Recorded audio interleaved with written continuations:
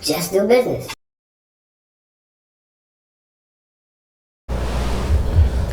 Okay, we here. Introduce yourself to the world. Hi world, my name is Destinee Mentor-Richards. I'm originally from Brooklyn, New York. I graduated from college in 2015 from Amherst College. I studied math and Arabic while I was there. And most recently, in 2023, I graduated from Dartmouth College with my MBA from the Tuck School of Business. Okay. So what was okay? I'm gonna get your major first. What was your major? Yeah. And what was your major for? Like, break all of that down. Break all of it down. All right. So, for me, I always knew that I wanted to go to college, and I knew I wanted to get out of New York. Everyone I knew from my neighborhood, for the most part, had stayed in state. They'd gone to schools in the neighborhood, but I knew that there was immense value to being uncomfortable. And so I went and I looked for schools that were out of the way. I looked for schools that would challenge me in a new way. So I looked at HBCUs, I looked at large state schools, I looked at small private schools, I looked at schools internationally. And the entire time I was thinking, like, where is this gonna challenge? Where am I gonna be the most challenged?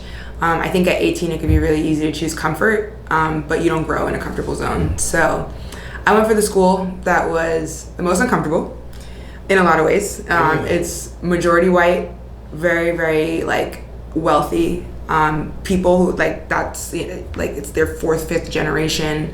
That specific college in the middle of nowhere, Massachusetts. And I was like, okay, this is where I need to be. I'm not gonna lie to you, it was hard. But while I was there, I played with my major a lot. Like, I think when I started, I was gonna be like sociology and psychology. And that's because I went to a liberal arts school, which means that they don't have any sort of pre-professional anything. So no pre-law, no pre-med, no pre-nursing, nothing. You just have to pick a subject and stick with it. And so I originally was like, yeah, sociology and psychology, I'll understand how the brain works and I'll become a neurosurgeon. I don't know where that came from. I don't like blood. I do not want to be a doctor. Being a doctor sounds like a lot of school, and like, to be honest, I've gone to school now twice for advanced degrees, but I'm not someone who like is happiest in school. I view it as a means to get to where I need to get to. And so I didn't want to do 8-10 years of school for something I wasn't in love with. So I remember one day, it was my freshman year, I called my mom. I was like, Mommy, I'm going to do sociology and psychology. And she was like, okay, good start. But like, what's after that? And it was the first time I really had to think about like, okay, college isn't a destination, it's a stepping stone. And what's the next thing I want to step to? And so now I'm thinking, okay, what do I want to step to? And then when you like reorient your brain like that, like everything shifts, because it goes from like a 4-year party with your friends and like I'll do whatever major is easiest to like, where is this going to get me and how is this going to be a trampoline versus just a step? And I started talking to people, alumni from my school who had done cool things with psychology and sociology. And to be honest, I wasn't in love with their degree, like what they were doing. I was like, this is kind of boring. But also, more importantly, and I'm not saying that this is everything, but at the time it was to me, their earning potential was stunted after a few years. Why was that? I felt like if you become a psychologist, like, unless you go into practice for yourself and you're like serving like really, really wealthy clients, like there's kind of an upper limit, there's a ceiling to how much you can make. With sociology, you can do a lot with a sociology degree. So I don't know if anyone is thinking about it. You can do a lot with it because you're really learning like why does society work the way it does. So okay. Yeah. I'm totally ignorant to the sociology degree. Speak to me as if I'm trying to go into sociology. Break that down. Like, I want to know how to get to the money and what is there a ceiling? Is there no ceiling? What is the highest level you can go? So the sky's the limit. Sociology is truly just a study of like why corporations, organizations, the government, groups of people make decisions. Psychology is why and how individuals make decisions. So it's really two sides of the same coin. So in sociology, we studied, some of the classes I took was like looking at like low-income populations domestically and abroad, and understanding why in some communities college is seen as the pinnacle of success, and why in some communities motherhood is seen as the pinnacle of success, and like breaking that down. That's what sociology was. Psychology is more like the science of like, you know, why do people's brains work the way they do? How can we convince our brains to think differently? Or, you know, why are some people predisposed to anxiety and depression, and why are some people not? And if they are, like, what are the nuances there? So very, very similar. I think for me, I was like, I don't want to become a historian of society. As a career path, I didn't want to become a professor. Granted, you could do any job with any degree if you know how to like communicate, and you get you get internships, and you can create a portfolio of experiences with a sociology degree if you want to. But I think going back to the being uncomfortable, being with people who are different from you, like I was hearing a lot of sociology majors, my peers, who were like, you know, mommy and daddy, I'm gonna go work with them in the investment bank for the summer, and I was like, okay, cool. So we're not the same. And so maybe I need to be a little bit more strategic about how I'm picking a major, how I'm choosing careers, because you are relying on a network I don't have access to. I'm just relying on career services. And so thought about it, and I started to talk to different people from different majors. I was already starting to have some of the credits for math and Arabic, so it wasn't like totally out of left field. I've always enjoyed math, the subject, but something about being a math major was like terrifying to me. So I met with a professor who I really liked, and I was like, hey, I'm thinking about declaring the major. And she was like, I love it, amazing. And I went to another professor who was kind of all right, and he was like, well, you know, a lot of people really struggle. So that told me I know who my advisor was going to be, because I needed someone who believed in me just off the idea and was encouraging based just off the idea of that. And so I went to her, and she told me her story about being one of the only women math majors, PhDs at MIT, and how she's so excited to see women and people of color going into math, because she thought more than anything math taught you how to fail. And I was like, why would I want to fail? Like, that sounds horrible. But when I look back, but it's almost 10 years since I've graduated, almost 14 years since I've even started school. When I look back at the value of a math degree, it taught me how to fail. Because now I've worked for 6 to 8 years, and there are some people who do not know how to fail, and it cripples them. Break that don't know how to fail down for the people, you know, and that's dealing with everyday life, business, personal relationships, and things like that. Break that down for me. Ooh. Like, someone asked me this once, like, if you had to do a TED Talk, what would it be about? And it's about the beauty of failure and learning how to, like, fail gracefully. Because I'm so, like, that is my superpower. Like, I fail, and my brain doesn't even register it as a failure. It registers as, like, oh, and not yet. Or, like, oh, God has something better for me, so that's why I'm failing. I get it. No, like, water off a duck's back, I'm good in 2 minutes. I actually have something I call a failure resume. So you know how people put together their beautiful resume, and it's polished, and it's all the highlights of what they did in their job and their extracurriculars. I have a failure one that I have framed, and it's on my desk, like right next to my diplomas. The times I didn't get promoted, the times and this is not the time I wired $2 million instead of 200,000 because I fat fingered a zero and was in legal, which is a whole other. Now, what company? Now, it was a non-disclosed company. I was working in venture capital at the time, but like, and it got caught within like 10 minutes. But like, those are the kinds of mistakes that end people's careers. Right. Those are the kind of mistakes that you think you really can't bounce back from. Right. But like the difference, or like to take it to something that's extreme, take it to something real basic. I'm working in investment banking, and we'll get into my career in a second. Sorry, jumping around a bit. No, it's all good. Break it down. But like, you don't get the job you want. You don't get the internship you want. Like, I got turned down from an internship yesterday, and I was like, oh, okay, something better is for me. Didn't even take me 5 seconds, because it's like a muscle. It's like you're going to the gym to flex your failure muscle. There are some people who like, they don't get something and it cripples them for days, and they take it personally. It's never personal. It's God has something way, way, way bigger and way better for me if I don't get the thing I want. We didn't even touch on the major. Math was great. I loved it. I failed a ton. Like, oh my gosh, 20 out of 100 on exams. Literally, like, I just failed left, right, and center. Like, I'm not necessarily proud of it. My GPA graduating was a 2.9, but like, I took the classes I wanted to take. I learned how to fail. I learned how to ask for help. When I knew halfway through the semester, I was like, it's not looking promising. How do I get to a C minus or a D? Honestly, in some cases, like, how do I even get to a D in this class? And I'm not advocating getting D's. Get good grades if you can. Like, these weren't D's for lack of trying. These were D's from like, I didn't know how to ask for help and be vulnerable with the professor and my peers that I needed help. I didn't realize that it's a strength to be able to work with people and not a strength to just be in an island by myself feeling like I have to solve everything on my own. But it was great for all of those reasons. So loved it. Absolutely loved it. 100 out of 10 would recommend. But even more importantly, like I said, I'm almost 10 years out of graduating. No one asks me what my GPA is anymore. People ask me what my major is. And I think that's something people don't tell you. So like, the strength I have as a black woman who's a math major when I walk into a room versus a black woman who's a sociology major, people look at you totally differently. You're eligible for different types of jobs because people make assumptions. They may not mean to, but no matter what, they will make assumptions about you. So what's the assumption walking into a room when I say I'm a black math major?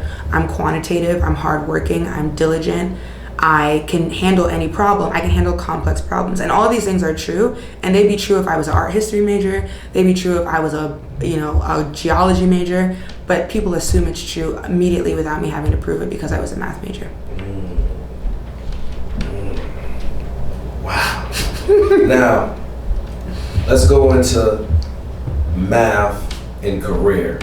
How does that align with the career field you're trying to but you have accomplished it. So break down, because you said you worked with investment banking, right? You worked with VCs and things of that. Break that down for even the definition of a VC, even the definition of investment banking, and as a business, break all of that down and connect it to the degree that you have. For the people that want to know and want to go into this lane and want to achieve the goals that you achieved already. Yeah, so prior to going to business school, I worked for 6 years and I had 4 jobs. I started off in investment banking at one of the largest banks globally.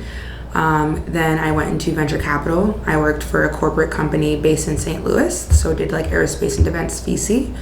Then I worked for an alcohol company, which is hilarious because I don't drink and I always would laugh at that. And then I worked at a financial services company that does wealth management. So break that down. The only job that really cared about my major is the first job out of college. I don't care what anybody tells you. The most important job you will ever have is that first job out of college. It is the most important job. It sets the tone for how much you will make years later in your career. It sets the tone for what you're capable of, what your next 2-3 jobs will be, because people will assume whatever that job was, that's your expertise. So I have friends who went into teaching and they were like, oh, I'll do finance later. It's 10 years later, they're still not doing finance. And that's no knock to them. I'm sure if they really, really pushed, they could get it. But the amount of effort, it's like you're fighting gravity at that point. So that first job, even if it takes you 6 months to get, even if you have to humble yourself and live with your parents to get what you need to get, that is actually will like, at least directionally in the career you want to do that. Like you will work on Gap on the side. It doesn't need to go to your resume, but like if you choose to work at Gap and that's your happiness, do that too. But in terms of I knew the bias that what was needed for an entry-level position in investment banking is they need to know that you're analytical, you're quantitative, you're hardworking. And I didn't realize it at the time, but I was working backwards. Because I knew I wanted to get into investment banking because I was very financially motivated at that stage of my career where I was like, how much money, like what roles can I make the maximum amount of money? And so when I did that, investment banking made sense. And so, yeah, like, and to break it down, investment banking is corporations investing into, banks investing into corporations right before they do something big like an initial public offering or IPO. So that's where you buy your shares online and get partial ownership in a company, or if two companies want to merge. It's a big umbrella term that basically means managing transactions for large companies. So let me know if there's any threads you want to pull. That was a lot. No. We need all. Okay. So let's start from the. What was your day-to-day in investment banking? Like, what was like? Break that down for me a little bit. Speak on that thread. Yeah. So something I didn't realize was like the salary you get isn't everything. Like that job taught me that. It was regular for me to be working 80, 90-hour weeks. On a couple occasions, 100-hour weeks. I was working Saturdays and Sundays. Like I was constantly working. So yes, you're making, at the time it was like 120. You're making $120,000 a year at 22, which sounds amazing. But when you're working 90 hours, your hourly rate is, you could make that working retail. And you're so exhausted, you don't spend your money, you get physically sick, you're constantly buying out food. Like there are all these additional things. So that is my, because I just want to also. Was the six figures, you said 100 and what? It was like 120 back in 2018. And how old were you then? I was 22. I worked there from 22 to 25. Now, let's break that down. Was that your first job out of college? Out of college. And that's a huge blessing. And I'm not going to knock that. It is a lot of money. And that's where, like, you have to, like, weigh the pros and the cons. Like I said, your first job sets the tone for the rest of your career. Every job I've ever made has built on that. Because people know my inherent value because they can just Google investment banking analyst salary in New York and they assume that's the floor of my expectation. The jobs I had subsequently, they were like, if I was a teacher, they'd be like teacher salary. And I think I probably would have been making less. Because all of my jobs were negotiable salaries after my first job. But the hourly rate, I remember there was a McDonald's on my job and they would post how much was the hourly rate. And I was like, wow, I make less than a McDonald's employee when you cut down the hours. And you factor in taxes and all of these things. But I would still do it 100 out of 10. I would still do it again. I learned how to work hard. I learned how to be extremely detail-oriented. I learned how to punch above my weight class professionally in a way that I worked harder there than I have in any other job since. Because that was the expectation and that was the floor. And I went to other organizations and they were blown away by how productive and detail-oriented and professional I was at 22, 23, 24. Now, how do you feel from 0 to 10? How do you feel like the stress level was there at that career and at that business and investment banking? Because, some people think it's a walk in the park for certain careers, jobs, businesses. What do you think? What was the stress level there? You felt, in your opinion? I would say with like the careers I've gotten, the hardest part has always been getting the job. So that's the stress level? The stress level for getting the job is 10. Okay. Because it takes forever. It's not just applying. Like, you will not get the job if you just apply. You might. If it's for you, it's going to be for you. So if you just apply, like, I know like 1 or 2 people who literally just submitted an application and got the job. But for the remaining 250 people in my analyst class, that was not the case. They started networking about a year and a half before they even knew they wanted the job. The internship. And then that's just for the internship. And then you do well in the internship and you get the job afterwards. So really it's like a 2.5 year process of like schmoozing and whining and dining and getting to know and what do you do and putting your best foot forward, taking the train down to New York for a day, which is costly when you're a college student. Right. Living in a rural part of America. So teach me how to network. When you say network, like what was your style of networking and what they did too? Like, because I'm pretty much sure you had some colleagues that you knew and y'all probably were friends outside of work. So like, what is the secret to networking? What would you say in business? The secret. Oh, what was your secret? What was my secret? Because I know you have a secret. I mean, I have my special sauce. Share your cheat code. My cheat code. I can't speak to the universal cheat code. I can speak to my cheat code. Okay, that's what I want to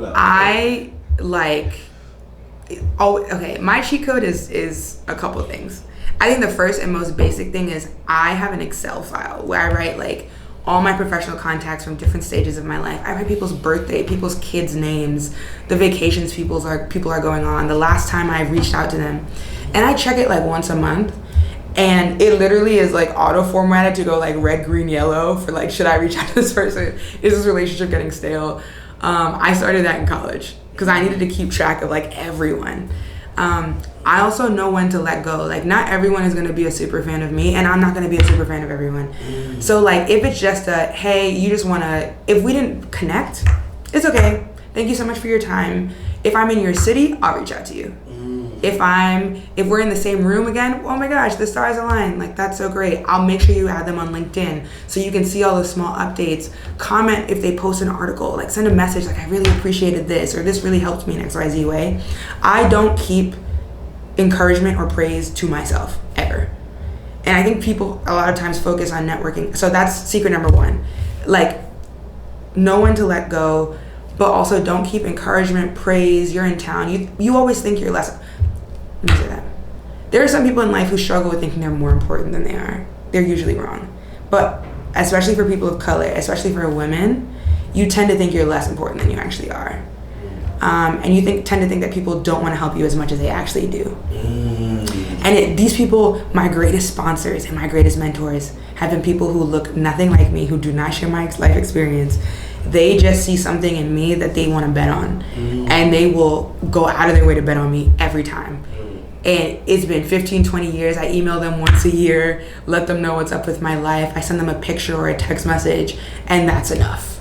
Wow, that's beautiful. Like speaking on that, I told my mom, I said, that's the best thing you did for me. One of the best things you did for me in what you're speaking on, and it's diversity, right? And I told my mother, like, you having me, because I lived in different countries. I stayed in Guyana, of course, Trinidad, of course, Jamaica, London, Oklahoma. Like, I went into these so many different places and so many different political areas that I remember when my teacher in Oklahoma told me, like, where did you come from? What city did you came from? And she changed my life. I was upset with her when she told me that because I was so young. So I took an offense. I was young, but I was aware. I was born with a forensic mind. So to be aware at that young age, I knew, right? So she was like, well, that school you came from only taught you emotions. In this school, we teach you logic and emotions. And it was looking back, even looking back to when even I went back to Jersey and I went in certain neighborhoods and I tried to be logical, I started even growing to be more aware, like, I have to forgive them. They were only taught emotions in some areas and some communities. Yeah. So it just brought me back when you said that, like it's people that didn't look like you that gave you a chance. And guess what? Because you wasn't scared to fail. You wasn't scared to ask. So I always ask. Ooh, that's a testimony. I always ask for whatever I want. I don't care if I'm at a restaurant, I don't like the drink, I'm gonna ask. Like if there's a job, you know what I mean? If there's a job and they offer me a salary, that's great. Awesome, I'm gonna ask. Even my current situation, like I have a job waiting for me in a year because I asked for time off and I asked for a bonus for that time off because I'm saving them money. They don't have to do benefits. They don't have to pay me. I asked for like a fraction of what they get and I got a commitment that I would come back in a year. So like you always ask. The worst somebody could say is no, and I just told you. So what is it, investment banking? No, so I'm going into consulting, which I also recommend.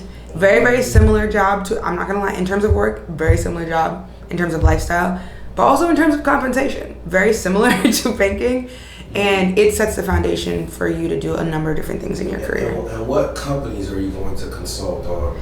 So you've got so consulting is like, it's very confusing. A lot of people say that they're a consultant, and consulting can mean 100 different things depending on who you ask for.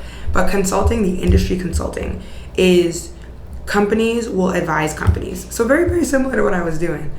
But instead of it just being financial, it could be anything. It can be, hey, we want to expand to Brazil.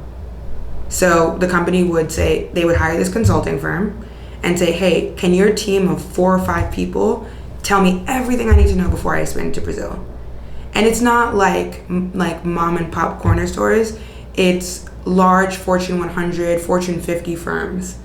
You're working directly with the CEO, a lot of times directly with the CFO, working through whatever problem it is. And the reason they hire a consulting firm is because it's more costly to make a mistake than it is to pay this outside firm. And so these are very, very big decisions. You're working with decision makers, but also, especially if in retrospect, I've loved every twist and turn in my career. I was choosing, funny enough, between consulting and banking. And so it's funny that I've come back around and I'm going into consulting after my MBA. I didn't get back to my second tip on networking, though. Okay, yeah. Okay. We need it. Second tip on networking. Always ask for, if you do connect with someone, always ask for one more person to talk to. If you are really hitting it off, always be like, wow, this was so great. I really appreciate what you said on X. Is there anyone that you know of that can help me get more information, help me understand this better, who could, would be willing to talk to me more about this? Once you talk to that person, go back to the initial person who referred you and let them know you talked with them, let them know, because what you're doing is creating a chamber of people who are rooting for you. And all it takes is you want to create a situation where you're not even in the room and people are talking about you. And that you can't, because that's where magic happens, because they're like, oh, I met Chris and he was great. Oh, I met Chris too, he was awesome. Did he talk to you about filmmaking? Yeah, he also talked to me about entrepreneurship. Do you know this person? I do. And those conversations when you're not in the room will change your life. And so you want to create that as much as possible, because you never know. The third little secret I have is network across just as deliberately as you network up.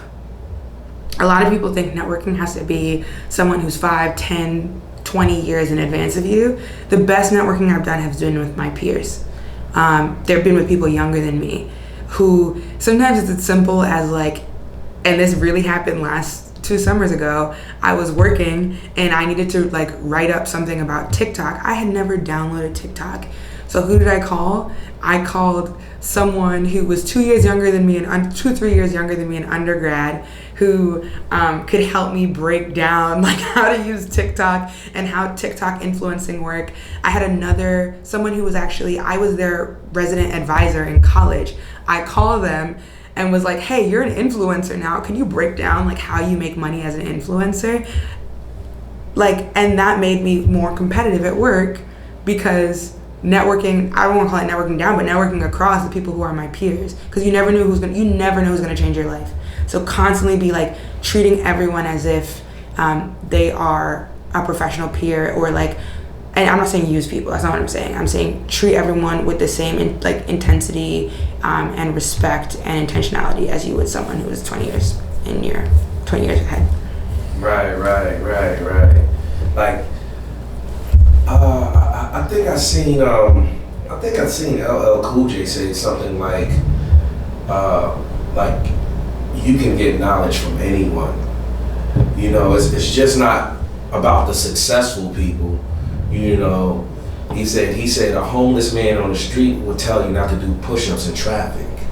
So it's crazy. Yeah. It's like prophecy because I just seen LL Cool J say it. So it's related and correlation to what you're saying. 100%. Everyone has something to teach. Every single person on this planet. Everybody in this world came into this world with a gift that God gave them. You have no idea what their gift is. They may not know what their gift is, but everybody has something to teach. The janitor who cleans your building floor, you know what I mean? Or the administrative assistant at the office you go to interview with. Guess what?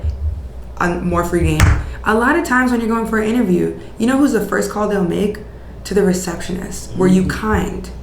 Were you respectful? Did you say good morning? Did you treat them like a person? Because why would somebody want to hire you if you can't do that basic task of saying good morning, hello, and acknowledging someone's presence? So you everybody has something to teach. Everybody has something to offer you. So let's move forward to the breakdown of we're gonna dig a little bit deeper. Okay. Because I really want to know about this consulting thing. I really want to know. I really want to be educated on it.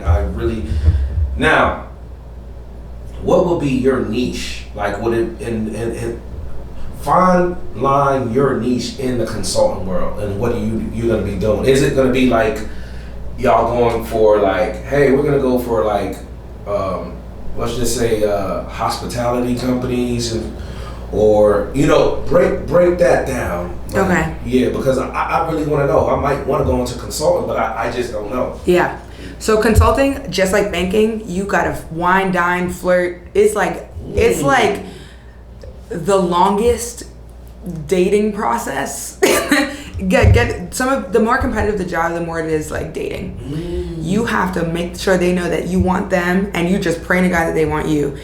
And you have to be intentional and deliberate and thoughtful. You don't want to say the wrong words, and you always feel like you're being watched. Like it is intense. It's intense. But that's why it's some of the most coveted jobs globally. So what consulting is, there are consulting firms that will have a niche. There are consulting firms that are like healthcare consulting or education or nonprofit consulting. The bigger firms of consulting, and so the three biggest firms are McKinsey and Company, Bain and Company, and Boston Consulting Group. Those are like the biggest three. So a lot of people refer to them as MBB. MBB is similarly some of the most coveted. Those are some of the most coveted spots. And out of undergrad, very similarly, you're making like 170 now, I think, or 106. Like, it's crazy. Those roles, depending on the firm, you can. So like, I'm gonna look at MBB because that's primarily where I focus. I did look into nonprofit consulting and stuff. What's MBB? MBB stands for McKinsey, Bain, and BCG. So it's like, people will shorten it because those are like, and for banking, the equivalent is like big three. And so that's Goldman Sachs, JP Morgan, and Morgan Stanley. So like those are like the gold standard for consulting. But then there's also, if you want to go into nonprofit consulting, there are firms like Dahlberg and Bridgespan, which they only do nonprofit consulting. And guess what? You're still making well over six figures. Just because you're working for a nonprofit does not mean you have to not make money. These are nonprofits. Like, you get student loan forgiveness if you work for a nonprofit. So there's a lot of there are a lot of ways that you can think creatively about, like, okay, I might be taking a slight hit on salary, but I do get these other benefits working for a nonprofit. So I won't be focusing on a niche. I'll just be a general management consulting. The big firms, they want generalists because they can stick you in any different type of problem, any configuration, any team. From their perspective, it's way better to have generalists than it is specialists, because someone who's a specialist, you can only sell them to solve the similar types of problems. But what if you have a economic condition like now, right? So what if I was a specialist in real estate and we are in a recession? Real estate is not booming. Their real estate clients aren't coming. Guess who's the first to get let go? Someone who's focused on real estate, because now I'm a cost to the company. I can bring them very little benefit because I'm a specialist and because I'm junior. However, with these companies, the further you go, aka the more valuable you become to them as a subject matter expert, then they let you specialize. And so in the long term, my specialty, I hope, will be education. The firm I'm going to has an education practice. I don't have to work as a teacher, but I'm still focused on issues that affect teachers and educators and institutions and universities at the highest level. I'm not working with students, I'm working with the president of the college. I'm working with the board of trustees. Again, solving multi-million-dollar problems that would be way more expensive for them to make a mistake on, and they're compensating the firm appropriately, and I'm being trickled down compensated appropriately for my expertise there. Even though it's something that you would historically think like, oh, you can't make any money in education. Wow, so let me ask you a question. Who do you look up to? And like as far as like, because you went into investment banking, consulting. Who did you look up to? Warren Buffett, or did you have a mentor at these companies? Like, who was that person that you like? Okay, that's the one.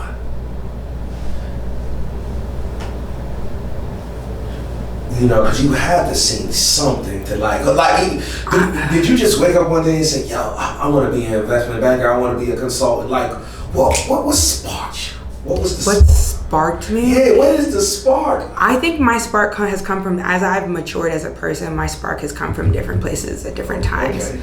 So like, I did not come from a wealthy background at all, right. but I was surrounded by people who did in undergrad. And I hated the feeling of going to a store with my friends and being like, dang, like, let me think about if I gotta put these cookies down or not, because I'm not swiping mommy's or daddy's credit card. This is my student on-campus job. Right. And it was like little things like that where I was like, dang, you know what? In the future, I never want this to be an issue again. This is so small. One of my big goals in college was to be able to go to a grocery store and never look at the price of what I was buying. And I was like, I just want to get to that. So when I saw friends doing that, I was like, oh, like, what do you want to do? What are you going into? And sometimes they would be like teaching or whatever. I'm like, oh, what do your parents do? And I would learn what their parents did. I'm like, oh, banking. Okay. Private equity. I never heard that term before. Oh, okay. They're a teacher. Oh, okay. Well, what, how do they get into teaching? Well, our grandparents like sponsored a wing of a college. Oh, okay, cool. So there's some, you got to go back, right? And I'm not saying everyone that does these very honorable professions come from money. Most people don't. Most people are led with a passion and a purpose. And if you have a passion and a purpose, chase it. That's the gift God has given you. I wasn't gifted with a professional passion or a purpose. I was gifted with the ability to see people and love people and help people in the most authentic, genuine way I can and connect with people. That's my gift from God. My gift has nothing to do with the job. And so I knew I didn't want to do like a career based on a calling. So that was early on. I was like, okay, I just want to make enough to not have to look at the price in the grocery store. And then when I made $30,000 in a summer as an intern, I was like, okay, this is more money than I've ever seen before. I guess I need to set a new goal. And I was like, okay, I want to go shopping. I want to be able to buy like a nice pair of shoes and not look at and like it kept moving up. And then, so that was like, my first job out of college was very money motivated. My second job out of college, which was in venture capital, was like, I don't want to be back office. I don't want to be sitting behind the scenes taking notes when I feel like I have a creative idea or I feel like I want to think out of the box. Because banking is a job where very much you're seen, not heard. Who guided you to that? You didn't see nobody? No. I saw, it wasn't like any one person. That's a hard thing. It was the quality of, I've always, like there have been different people who've inspired me, whether it be like, so first college, it was looking at my parents' friends and being like, oh wow, like honestly a little bit was envy. Like, dang, you could just go to a store and swipe. Like that's crazy. Like that's crazy. You gotta ask anybody. You don't have to like be like, dang, I gotta make up hours next week. Like, and then the second one, the second job was like, I had some friends who were doing VC. I started to get plugged into, I had friends from banking who had gone into VC and they were telling me they kind of liked the job. And so I had some friends who were doing that. And that's where, again, that whole networking across, I was constantly like, okay, what if people, so now that I have this first step, how do I make it a trampoline? So when you say VC, what does VC mean? I don't know. Venture capital means, so very similar to banking, directionally. Okay. You are now, so banking is, I'm gonna help companies do things that they've already decided they wanna do, for the most part, and just manage the financing. Okay. Venture capital is going all the way back to psychology and sociology. It comes back around. I want to make bets on companies, on their financial viability and their financial success. And it shifted from being an operator to an owner in terms of how you solve problems. You're still solving problems, but like, do I want to be more on the, I'm going to execute, or more on the, I'm going to think about the future possibilities. It just was a little bit more creative to me. And I was dying to go behind a desk in Excel all day for 98 hours. Like, yes, the money's great, but it won't sustain you. And I realized that in my first job. And so went to this next job and I was like, I don't care what the money is. I made the job with a lot of money. Let me chase the job that seems really fun and really cool. Because at that time, the people who were inspiring me the most were the people who had freedom with their time. And I did not have that. And so I was like, okay. And it was my friends, it was my peers, it was people I saw. I was like, dang, they could just go on a vacation and like not be freaking out or on their computer, their work computer the whole time. And so I looked for people where I could use my skill set, but I have freedom with my time. So venture capital seemed great. I also looked for, on the professional side, how I chose it. And actually, I'm going to take a step back from even this story. You will always be most cherished when you're willing to be one of few. And I was looking for spaces where I was one of few. And so a lot of people who go into banking will go into private equity or venture capital. But a lot of people won't go to St. Louis. And so I went to St. Louis because I knew if I was one of few, there would be opportunities that would open to me. If I was willing to be uncomfortable, doors would open up for me, and they did. 100% they did. Just by nature of being a black woman math major, a black woman math major who worked at a big 3 investment bank in New York who's going to choose to go to St. Louis, when my earning potential in New York could be double. It was huge. So where was I? St. Louis. Sorry, St. Louis. St. Louis, venture capital, being one of few. That's where you were at. Yeah. And actually, like you say, you had bits and different people that. Oh yes, who I looked up to. Yeah. Yes, and I will say, like, that job, once I had a little bit more freedom over my time, I felt like I could breathe a little bit. Like, I was roughly making the same amount, but the quality of life was totally different. I had my weekends to myself. Like, the first Saturday, I just stayed at home, and I was like, I don't know what I'm going to do today. I think I almost cried, because I hadn't had that for 3 years, like, where I felt like my time was my own. Or, like, having a coworker who's like, hey, don't you have, like, something with your boyfriend at 7 p.m., go to dinner. Like, I just hadn't had that.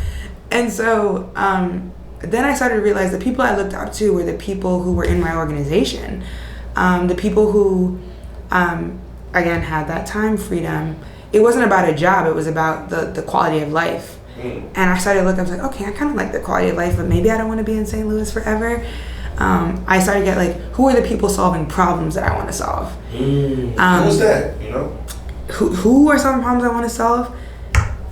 That's a great question. It changes a lot. Well, give me one. It someone who I mean, you said his name, so that I guess that's why he's top of mind.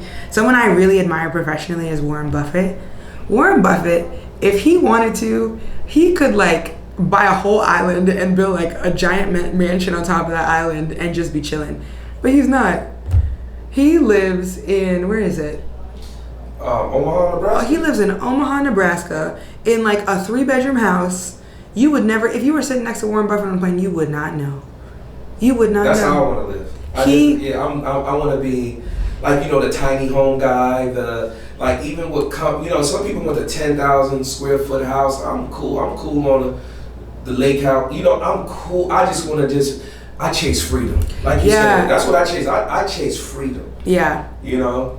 I don't chase a high light bill or a high water bill. I chase freedom, and I want to just explore the world. And, and I know you explore the world. No, I'm really outside.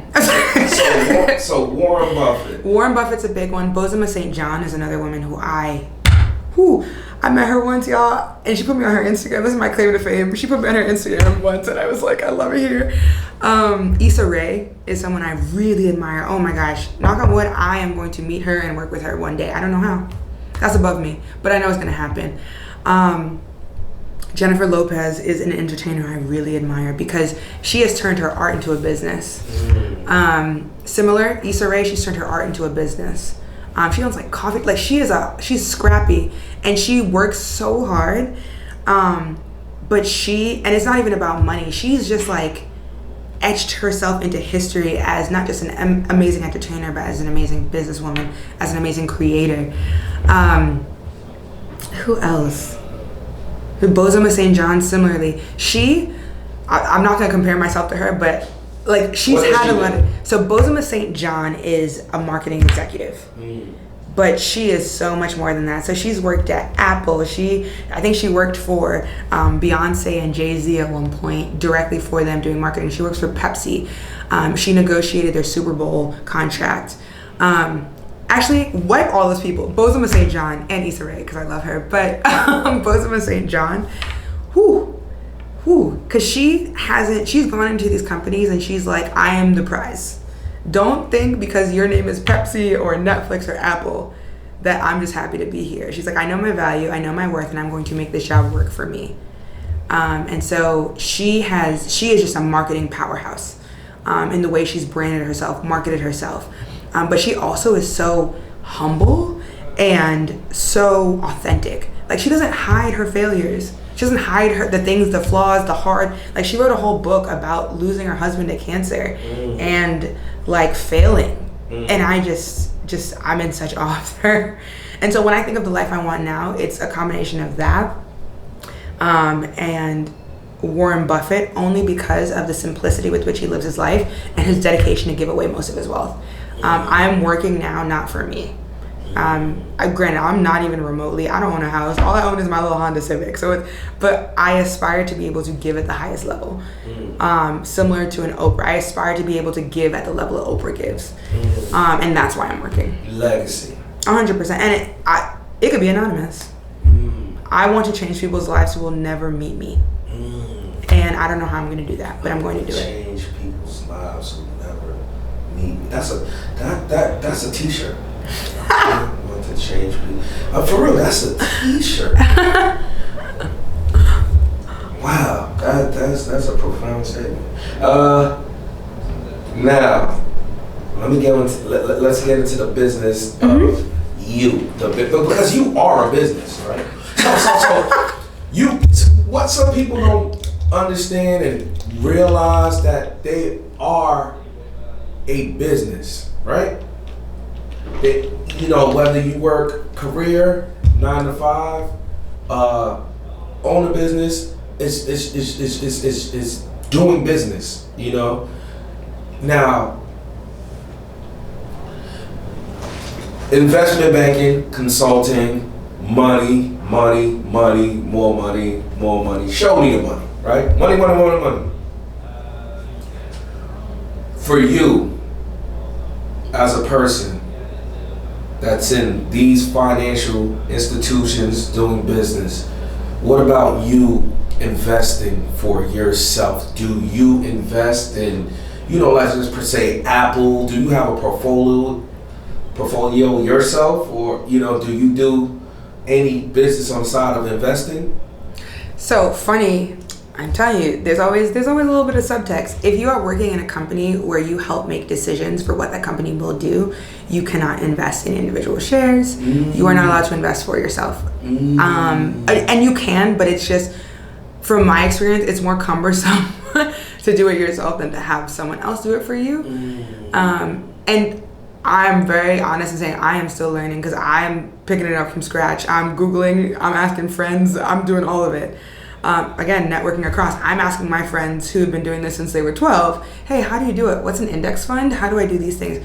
But because it's very difficult for me to invest in an individual stock, because it's not even if I work on a transaction. If it's anyone in the company works on a transaction, I can't invest in it. So let's say the company I was working at, I don't know if they do or don't. Let's say they were doing something for Apple and I had invested in Apple stock. I wouldn't be able to touch Apple stock, anything about that stock, for 18 months because someone in London is working on Apple. And they're worried about like what could happen, or if we go to a conference together. So, and there are huge legal repercussions. Like you can go to jail. So I look great in orange, but I have no desire to go to prison.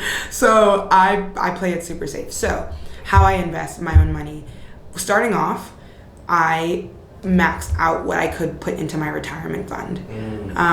At a lot of these jobs, they'll offer retirement, and you're like, why would I want to give this company my money? Do it, because it compounds so much. So like, just in terms of numbers, in my first 3 years of working, I think I put $20,000 maximum into my 401k. And now that same $20,000 I think is worth almost, if not more than $100,000. And this was 2015 I stopped giving. I didn't touch it after 2015. And that $20,000 I gave in total is now like tripled in like 5 years. And it will continue to grow, and I will continue to not touch it. So that's something very, very basic you can do if you're tied to an employer. If you're not tied to an employer and you're making, and I'm not a financial representative at all, this is strictly just from Googling, do your own research. But the other thing is there are certain investment vehicles that you can invest in that are way more advantageous when you are early in your career because you're making less money. So I'm thinking of something called an IRA, which is another type of retirement.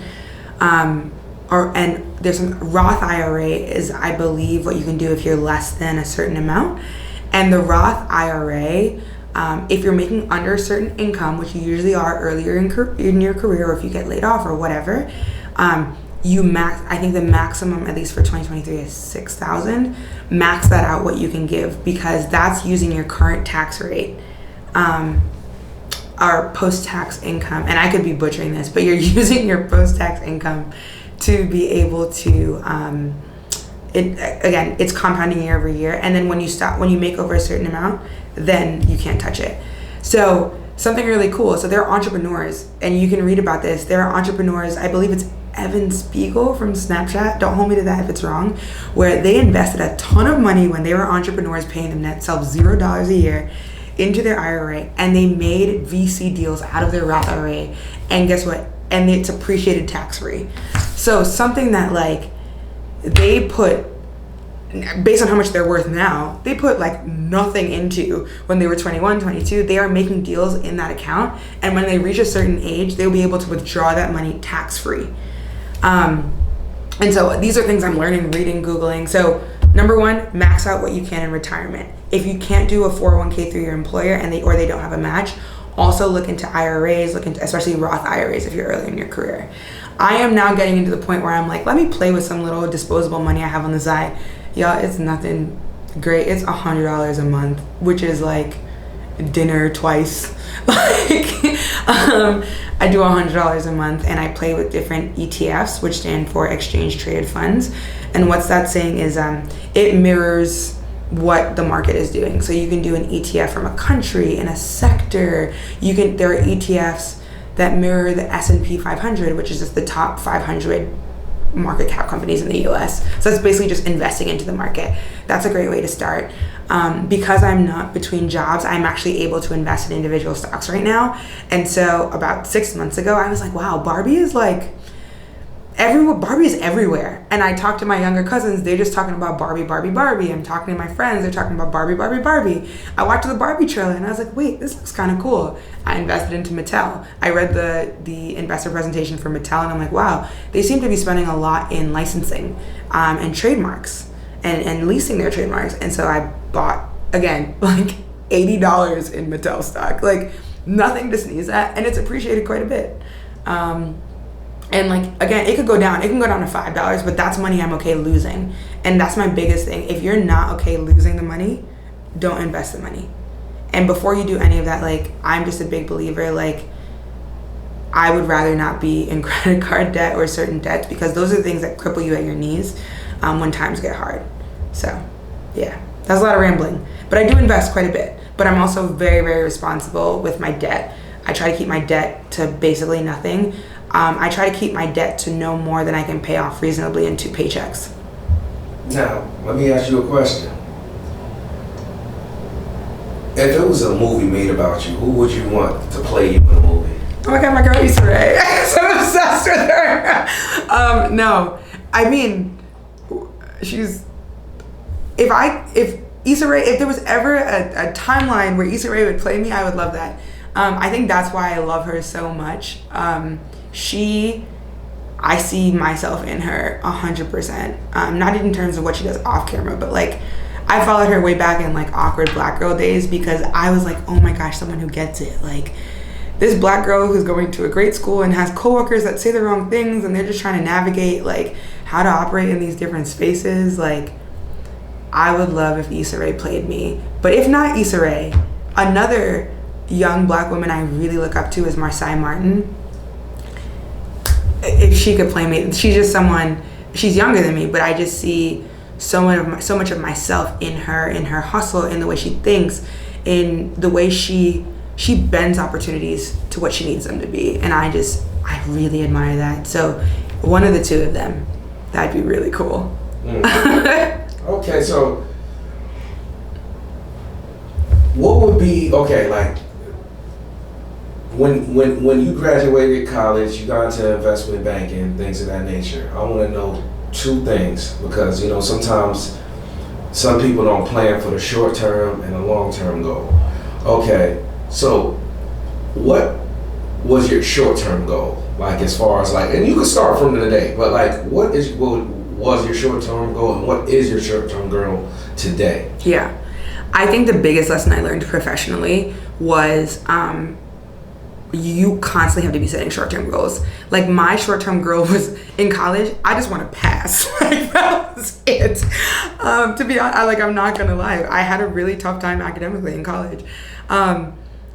And after college, I was like, okay, you was in math. I studied math and Arabic. Like what? Yeah. Like those were not people who say they partied in college. That was not my experience.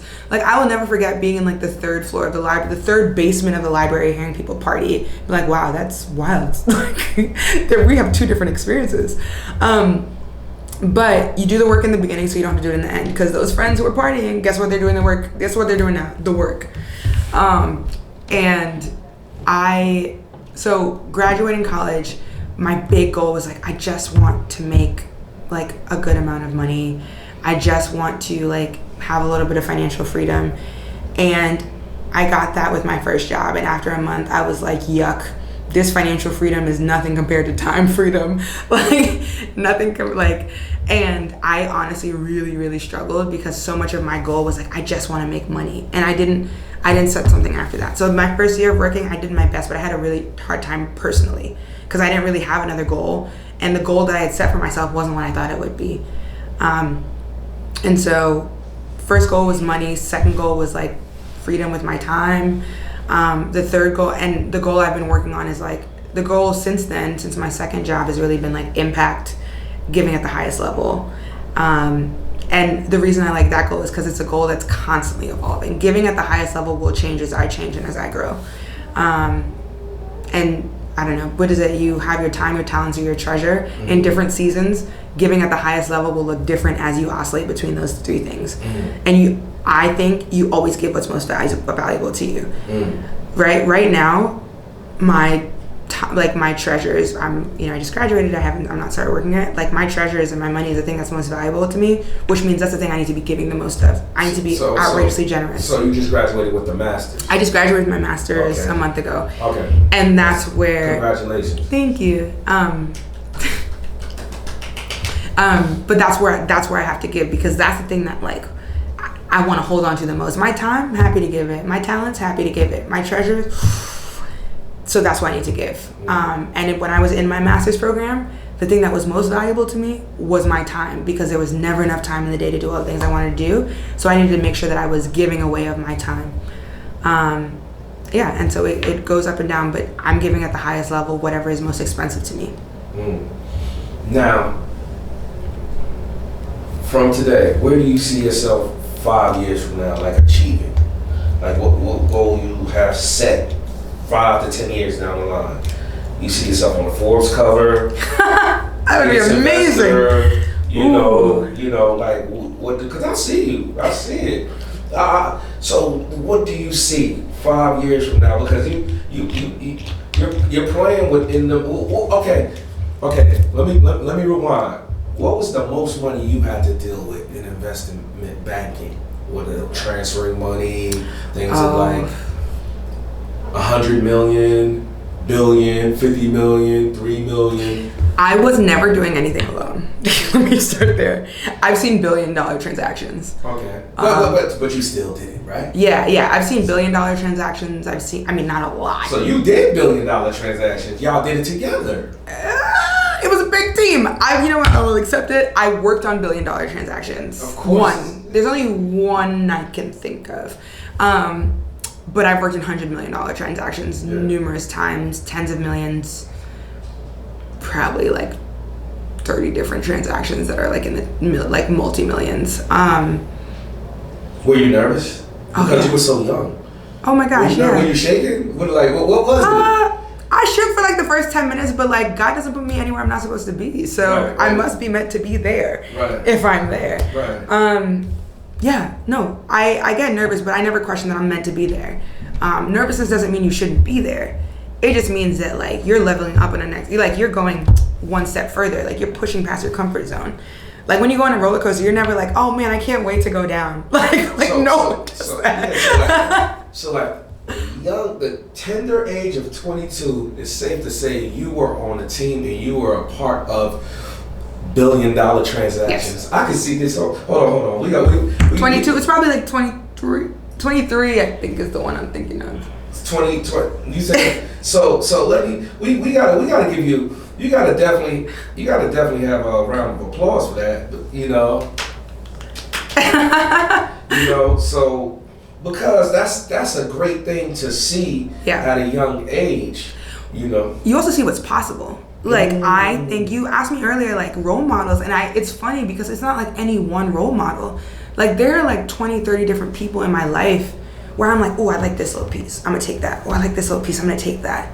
Oh, I like this. It's like, there's no one person I'm working to become. I'm working to become like me. And I see, like, I'm working to give at the highest level. I'm working to be the most confident and authentic person I can be in every room I walk into. Like, I'm working towards a life where, like, the people I love the most, I'm able to spend time. I'm able to give generously of my time, my talents, and my treasures to them. So like you did put a meaning to being the chosen few because you were a part of billion-dollar transactions, right? Yeah. At the age of 23. Look. Yeah, I actually have never thought about it that way. Hold on. Can you repeat that again? You were. let's repeat it. Say that again. I gotta. It was $1 billion transaction, but yes, I have been part of multi-million, tens of millions, hundreds of millions, and I think $1 billion transaction in my early 20s. At early 20s, 23, right? Is it safe to say you're the Michael Jordan of investment banking at a young age? Oh, you know 23, Jordan! That is crazy.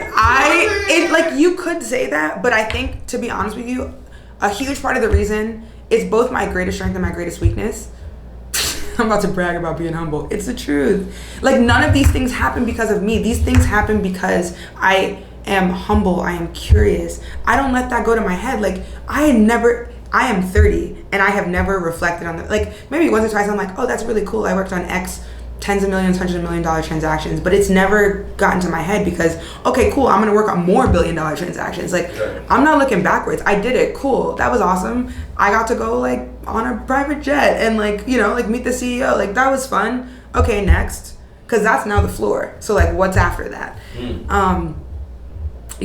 I honestly wouldn't call myself the Michael Jordan of anything.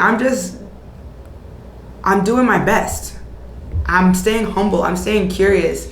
And my best is going to change as I change. You know what? I'm humbly bragging about it. It's okay. You can be humble. But my friends say this too. My friends do say this 23 Jordan. The $23 billion transaction. This might have to be the headline. This will be the headline. $23 billion transaction. Headline. Boom. Yeah, but like it's awesome and it's unique, but like this is just a function of like walking in faith. Like, I didn't go into banking thinking I was going to work on $1 billion transactions. I knew it was a possibility, but I did, and then I was like, cool, next. Like, what's next? Like, I'm walking out in faith. And you asked me, like, what's my 5-10 year goal? To be honest, I have a 20-year vision. I have a vision. I wouldn't even call it a goal, because my goal is to keep being surprised. Like, fun fact, every year on my birthday, I write a list of all the things I want from God, everything. And I think a big part of my wisdom recently has been, on my 30th birthday this year, I wrote, God surprised me. It's beyond me, because if I just put one foot in front of the other, I can kind of directionally see where that'll get me, but I'm focused on becoming the best version I can of myself, giving at the highest level, doing things, continuing to level up for my ceiling to continue becoming my floor. I have no idea where that'll take me. But I think generally, the general vision is I hope and I intend to sit on multiple Fortune 100 boards, focused on their strategy on how they look at public policy. and how they look at giving back to communities and like proactively getting in front of different things that are happening in the world. And so the reason for that is increasingly I'm noticing society doesn't look to the government as much as maybe it did 20, 30, 40, 50, 100 years ago to solve their problems. They look at corporations. But corporations are primarily profit driven. Not all, but I mean, almost all. And so I believe in my gut, not because these roles have been created. These roles haven't been created yet, right? I think we're going to see more companies start to implement chief policy officers. And it's not going to be just a government affairs response thing. It's going to be something proactively. You saw this with Black Lives Matter. You saw this with the overturning of Roe v. Wade, where consumers are looking at companies like, okay, so what do you have to say about this? And it's no longer acceptable for companies to just say, oh, I don't know. We're apolitical. No, if you're apolitical, like there's no such thing in 2023. And so I believe companies are going to be called on more and more to take a stand. And I would like to be consulting companies who are trying to figure out how to take a stand and when to sometimes just close your mouth and do the work instead of just give it lip service. And I think the best way to do that is through sitting on corporate boards. And hopefully maybe even a stint in government or in the White House at some point. So closing remarks, what Yes. would you like to say to the young adults and to the people out in the world and to anybody who's trying to get into the profession of investment banking consulting? What would you like to say? I think don't hyper focus on it being the perfect thing. Just like pick a destination, run as fast as you can towards that destination. If you fail, that's fine. Learn what you have to learn and make a 1 degree shift. If you get it, great. Make set another destination immediately that you want to work towards. And if it's not the right thing for you, that's even better, because now you've learned something amazing. Make that 1 degree shift into something you want to do and continue going. Like it doesn't have to be perfect. It doesn't have to meet who you want to be in 20 years. It can meet who you want to be in a year, 2 years, 3 years, but do everything you can to get to that destination. And once you're in that seat, or if you get rejected from it, that's okay too. Make the decision you want to make to like course correct. And you will slowly realize that all those zigzags, like when you zoom out, you're like, oh my gosh, it's a line.